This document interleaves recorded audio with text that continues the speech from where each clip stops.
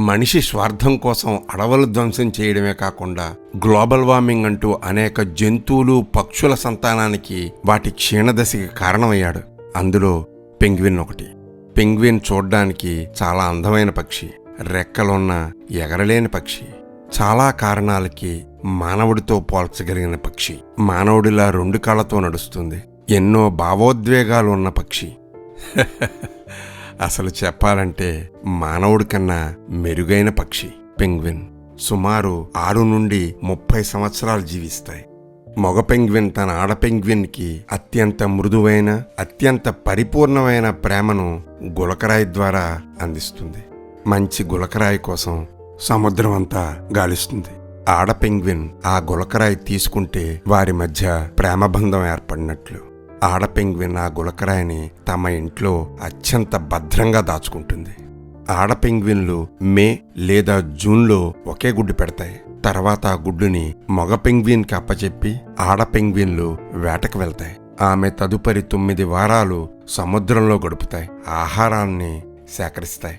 మగ పెంగ్విన్ ఆ గుడ్డుని తమ 2 కాళ్ల మధ్యలో పెట్టుకుంటాయి. 64 రోజులు -40 డిగ్రీలు 100 కిలోమీటర్ల శీతల గాలుల మధ్య ఆ అంటార్కిటికా ధ్రువంలో father job is don't drop the egg. మగ పెంగ్విన్ గుడ్డుని వెచ్చగా ఉంచడానికి తమ సేకరించిన గులకరాళ్లపై తమ 2 కాళ్ల మధ్యలో పొదిగి పట్టుకుని అతి సున్నితమైన మెత్తని ఓ చిన్న పెంగ్విన్కి జీవం పోస్తుంది. పెంగ్విన్లు ఒలింపిక్ డైవర్లు. ఇంచుమించు 1000 అడుగుల లోతు వరకు సముద్రంలో ప్రయాణం చేస్తాయి. 30 నిమిషాలకు పైగా సముద్రంలో ఉండగలవు.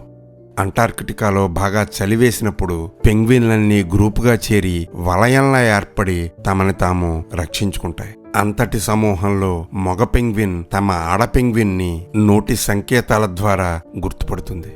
వాటికి వినికిడి శక్తి చాలా ఎక్కువ.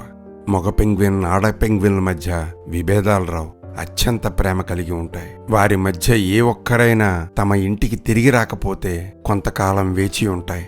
తర్వాత సింగిల్గా తమ నివాసం నుండి సముద్రం వైపు కాకుండా పర్వత శ్రేణుల వైపు తమ ప్రయాణాన్ని సాగిస్తాయి. 100 కిలోమీటర్లు నడుస్తాయి.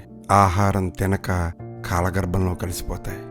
నా ఉద్దేశంలో అన్ని పక్షుల్లో కన్నా పెంగ్విన్లే మనుషులతో సమానంగా ఉంటాయి.